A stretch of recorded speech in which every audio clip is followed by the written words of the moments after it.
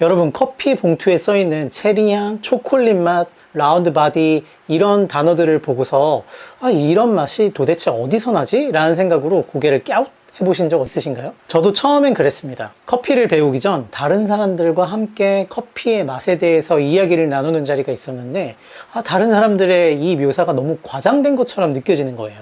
그런데 나만 못 알아들으니까 왠지 자존심이 상하고 오기가 생기더라고요. 그래서 나만의 방식으로 맛을 느끼고 표현해보자, 이런 생각이 들어서 조금 황당하지만 매일 하는 식사에 국물이 있는 음식을 주문해서 3개월 동안 훈련을 했어요.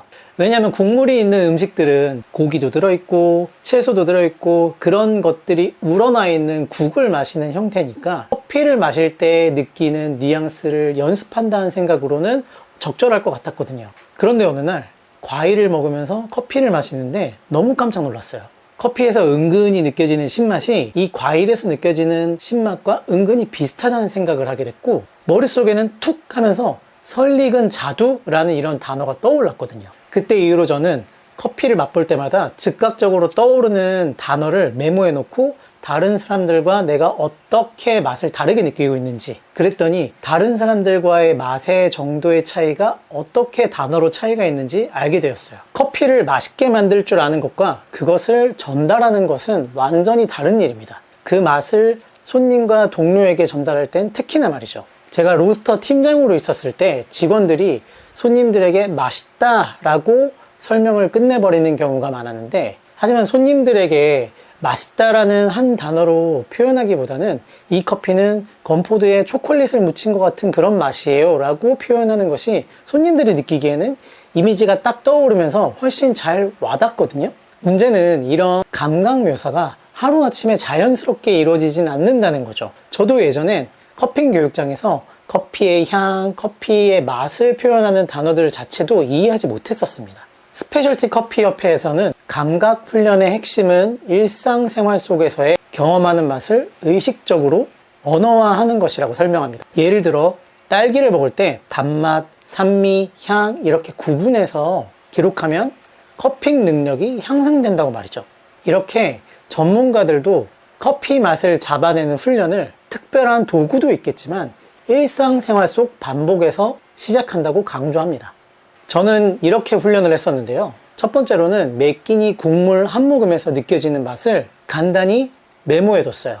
예를 들어서 내가 오늘 미역국을 먹었다. 그러면 바다 냄새도 날 거고, 이 국물에서 느껴지는 고기의 어떤 묵직한 바디감도 있을 거고, 이 고기의 지방질이 우러나와서 약간 입안을 기름칠해 준 것처럼 오일리한 느낌도 받을 수 있을 거고, 그런 부분들을 기록해 놨어요.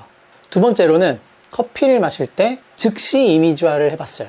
브라질 내추럴 커피를 마시고 고소함을 느꼈다면은 그 고소함이 호두 같은 건지 땅콩 같은 건지 마카다미아 같은 건지 이런 식의 고소함의 종류를 좀 찾아봤고, 혹은 그 음식을 가미한 기성품 같은 게 있는지 생각해 봤어요. 특히 저는 개인적으로 과자류에서 찾았을 때 손님이든 주변 동료들과 이야기 나누기 훨씬 편했습니다. 그래서 고소한 커피를 먹었을 때 이 고소한 커피는 약간 땅콩 버터를 바른 크래커 같은 느낌인데? 라는 느낌이 들었을 때도 있었거든요. 이런 식으로 기성품에서 한번 찾아본다면 이미지화를 하기가 훨씬 쉬웠습니다. 그리고 세 번째로는 내가 기록했던 것과 이 커피 봉투에 적혀 있는 단어들과 한번 비교해 보는 거죠.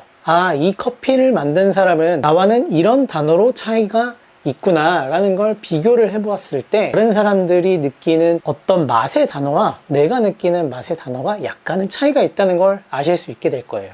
이렇게 한 3가지 종류를 일상생활 속에서 특별한 도구 없이 훈련을 한다는 생각보다는 그냥 즉각적으로 메모를 한다는 정도로만 해서 감각이 좀 많이 길러졌습니다. 만약에 여러분이 카페 사장님이라면 이런 훈련은 훨씬 실용적으로 쓰일 수 있어요. 신메뉴를 출시할 때 이 신메뉴의 느낌을 어떤 이미지화로 손님께 설명한다면 사진이나 본품을 보여드리지 않아도 훨씬 설명하기가 쉬워지실 거예요.